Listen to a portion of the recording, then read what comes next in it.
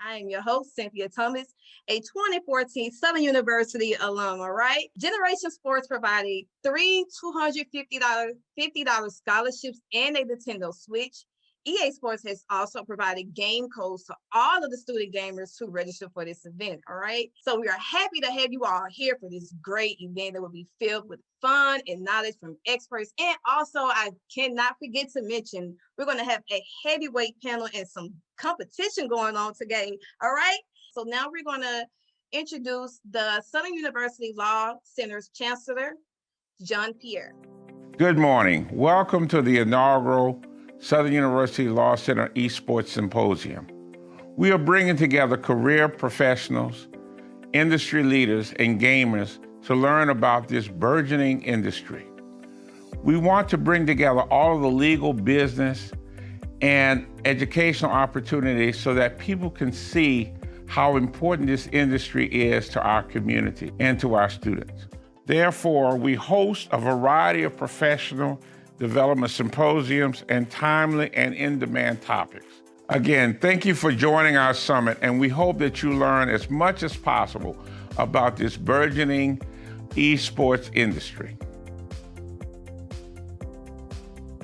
Hello, and thank you for having me today. First and foremost, I want to take a moment to thank the Southern University Law Center for putting this together and helping educate the entire community a bit more about esports. Esports is a catch-all term that's thrown around a lot, but people use it interchangeably for a lot of different things.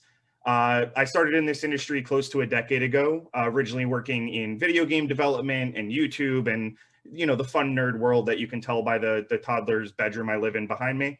But one of the areas I'm most proud of is the work we've done in esports.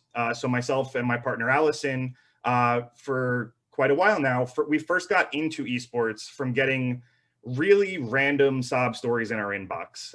One of the first players we ever helped was a kid from the Middle East who came over here to play a tournament in one of the top esports games around. I won't mention them because of the second half of this story.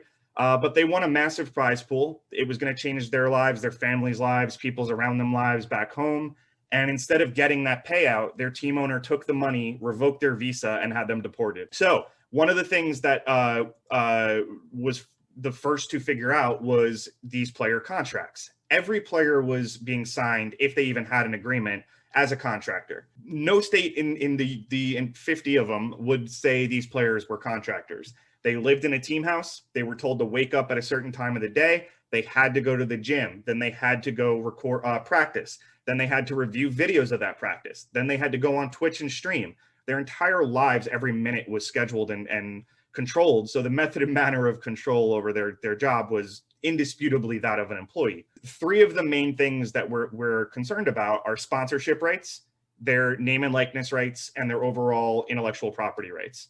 So sponsorship rights are an obvious one. If our player wears a logo on a jersey and it's the team's jersey, fine. I understand that. That's a team sponsor. However, when they're on the face of a Red Bull can or they're activating for at a various events or whatever they were doing, that's not part of their normal job. They're a pro player. They're not a billboard model. Name and likeness rights are also super important. If you are a character on an in-game skin or they're selling a jersey with your name on it or whatever it might be, you deserve a share of that. And that's something that we've pushed very hard. And we've had wins, we've had losses. It's still an ongoing conversation. And the overall intellectual property rights and media rights to their YouTube channels, their streams, and all the content they're creating. That's what everyone's watching. That is the industry. This is not like traditional TV where you need a production team and you need X, Y, and Z. This is as simple as them hitting go live in their bedroom and doing it. And they see very little of it. So we've been fighting to make sure they retain A, ownership of those channels and streams, and B, the revenue payouts and the back end shares. All the teams are trying to take a piece of that, and we don't allow that because they didn't contribute to it. They're not part of it. It's the players. That's a quick summary and look into what we do here, and I sincerely appreciate the opportunity to share it, and happy to always talk to students, answer questions, and field anything else out if you guys reach out. But other than that, thank you again to the Southern University Law Center, and hopefully see you again soon. Well, basically, esports, first of all, I think you need to dial back to gaming. And gaming has been around for over 50 years. Actually, if you really look in the computer science areas, it's been around since the 50s, but really gained popularity in the 70s with Pong. For some of those that don't know, now you know. But then that graduated, of course, with arcade games, Madden and everything else, Sega and cartridges. Esports is just electronic sports, is competitive gaming. The opportunity, I would say, for HBCU specifically, there are over 240 predominantly white institutions with some type of esports program, curriculum, club team, and/or lab.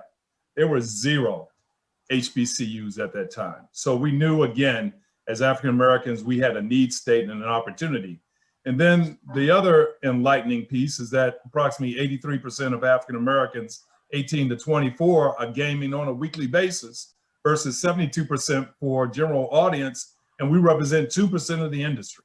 I feel a lot of people, especially a lot of people on this call, understood the opportunity to bring in esports and gaming into the HBCU realm, and I'm so excited. Whereas just 2 years ago, we had 0, we'll probably have at least 7 programs that are doing something functional by fall 21. Hello, everybody. Thank you for inviting me to the esports conference. Unfortunately, I could not make it live to you all, but I wanted to bring you some words of advice and wisdom, hopefully, that can help you all along your path, and especially those that are interested in esports. My name is Corey Rosemond, the CEO of a cloud gaming company, as to be named. Right now, we're still being a bit stealth about it. An announcement is pending. However, I wanted to take this opportunity to reach out to all of you and to impart these words as part of the esports conference. First thing to know about esports, think about esports the way you would about traditional sports. So just like you have players, you have coaches, you have trainers, you have broadcasters, you have TV personalities, you have a whole ecosystem within esports. And although it's a lot smaller than it would be for the NBA or NFL, it's growing at an exponential rate. So the point is, it actually is getting bigger day by day. Find something that you like within esports or within the ecosystem. Be it a player, a streamer, a coach, a business person, designing games, coding the games, making the art for the games. Find something that you like in and of itself.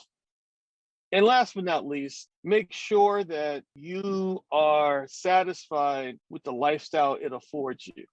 And that's a big one, because a lot of people are passionate about a lot of things that they're good at and they can handle the ups and downs of it, but does it give them the life, or does it give them the lifestyle that the hard work they put in, that you feel fair about, that you feel whole about?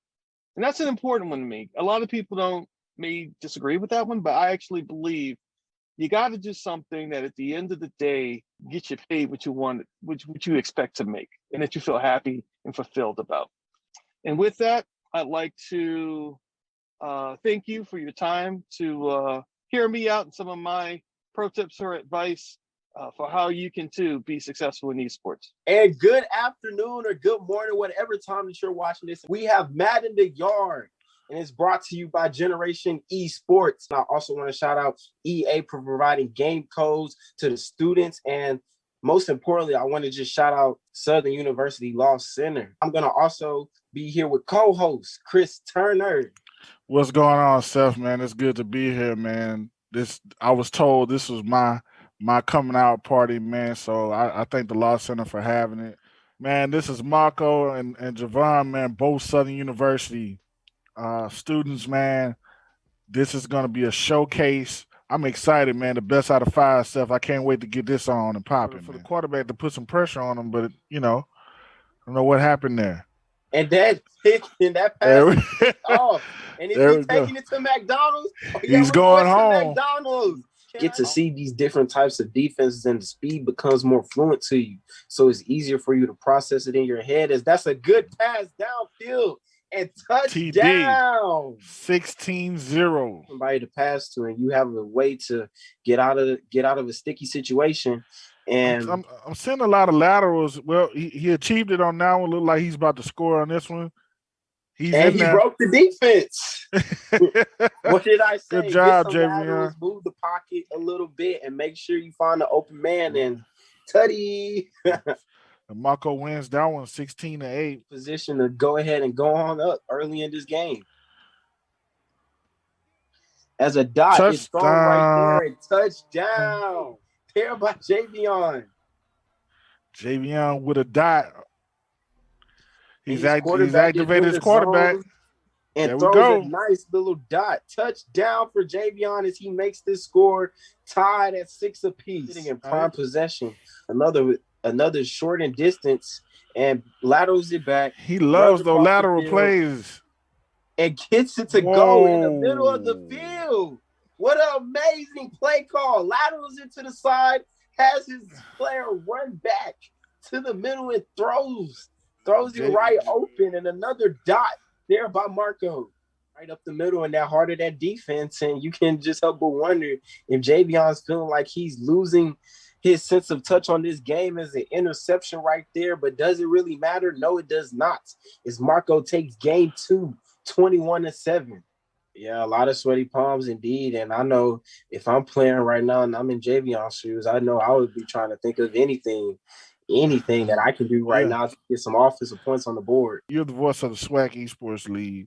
Like, what do you see the benefits of esports at HBCUs now? It's good to know that, once I get out of my studies, I can go home, and during after my studies, I can hop on the game and games that I typically play every day: Madden, Rocket League, Valorant, League of Legends, 2K. It's good to know that during all these years that I've been playing these games, now, even though I go to an HBCU, I have the opportunity to just stretch my hand out and just be like, hey, I'm pretty good at this game. Let me see how I do in a competitive pool. This thing forward. And I feel like as if I'm Javion right now, I have my 4s up. This is the 4th quarter, and my goodness, interception. Right there. We're going to McDonald's. Can I get a big pick 6? Ba-da-ba-ba-ba. And straight to McDonald's he goes in an early 7-0 lead. Oh my, how the tables have turned on the first pass of the game. And it looks like we went for 3, and we got 3. So now an early 10-0 deficit, and oh my, already racing to a quick start. And I don't even know what just happened before my eyes. Another interception. Oh my God. Is he going to the house? Back to McDonald's? He's going We're going back to McDonald's. 2 consecutive pick 6. And if you guys been listening to me, you know the jingle. Can I get a pick 6? Ba-da-ba-ba-ba. 2 pick 6s. Oh my goodness. What am I watching? Focused. 18. Closer than what it is, but I'm pretty sure this is the last drive. He threw picks on both of them. Come on, Javion, man. Let's make this happen. What are you doing? Come on, man. Let's go. He's trying to find something, look to the back of the end zone and get the touchdown. But really, at this point, does it honestly matter? I don't think it does. He's been playing since the age of 12, man. I know Javion is a Madden player as well. He's on the campus. Both of them are on Southern University's Baton Rouge campus. And, man, and this another is exciting. Touchdown, a deep bomb that he shoots all the way from the left side. And he didn't need to do it. He could have just took a friendly approach and ran out of bounds to run out the time. But he said, you know what? Show no mercy to my opponent. I'm putting another dot on your head. It's 25-9. It's the score for game 3, and Marco does a clean sweep. Get out your broomsticks. We're going to Broomtown. And oh my goodness. Thank you again to EA. Really thankful for everything that you guys have done. Thank you for listening to our voices commentate. It's me, myself, and I, Seth Freeman, and Christopher Turner on the other end. We're going to sign off here, and thank you guys again. I hope you guys have a great rest of your day and great rest of your week. Good afternoon, everyone. My name is Jamal Young. I'm a student at Southern University, and I'm a junior, and I major in computer science engineering. So Mr. Graham, so you have been around the grassroots scenes for 2K for a while. So how did that prepare you for the roles you have now in the 2K League and NBA? Building the amateur scene up and making it more competitive. It didn't exist in 2K, right? That groundwork didn't wasn't there. It really started with like, and I'm sure Larry knows, like OG King Kerr with MPBA, but on the my team side we didn't have that, right? We had it on like the my player side. So it was us coming together and saying, hey, let's build what esports should look like for 2K. What is your definition of the esports industry, and what are you doing to make an impact today? Is competing in games. Like that's what esports is. Like the idea of you playing games, competing against each other for sport. That's what esports is as a definition. Me personally, what I want to do to make an impact today is I actually have a program called Gaming and Guidance. So we use gaming the same way that my grandma's taught me. We use gaming as a way to bring people in, to develop their character as they move to do whatever they want to do in the careers of esports. Without further ado, how do you see the industry changing when it comes down from a law perspective? I know there's a lot of things that's transpiring in space, and a lot of individuals have so many terms that they coined the way the industry is moving right now. How do you see it changing, and what do you see your impact in the changing space within esports and gaming? Well, I think the beginning of it all starts with where it is now. We know that we live in a litigious society. And so just as esports is a microcosm of society, every aspect of society is actually an esport. So from the unethical side of esport law, all the way to people actually making a positive impact. Is the contribution that I actually have is to create programs that are continuing to educate our students regarding various aspects of esport management and esport law. Hello, everyone. My name is Markel Lee. I'm the co-founder and CCO of AOE Creative, a creative marketing agency that focuses on gaming, esports, and nerd culture. Today, I'm here to talk to you about marketing and branding on a collegiate esports level. Last year, video games as a whole brought in $180 billion in revenue. $2 billion of that came from esports. Now, that might not seem like a lot, but that's massive when you take in consideration that esports is still a very young industry. Now, more than ever, branding and marketing is very important to distinguish yourselves and stand out amongst the masses. You might have a nice logo, but what does it represent? Why should I care or rep your team at all? These are things that you definitely should consider when you start thinking about how to take your brand to the next level besides just a mascot or an icon that you put on stream or even the jersey for your players. Do the homework and build something you'll be proud of that will last for generations to come. All right. I want to thank everyone for rocking with us through, for these long hours. I'm hoping that you guys were entertained. I hope you guys enjoyed the content. I hope you guys was filled with all the knowledge that we received from all of our panelists. First, I want to give thanks to our sponsors, the Electronic Arts and Generation Esports, for just putting this all together. Thank you to the students, faculty, and staff from the Southern University Law Center. I also want to give a shout out to the people behind the scenes, keeping us on track, on point, meet exposure, and big thanks to Christopher Turner for putting this all together, making this all happen. And we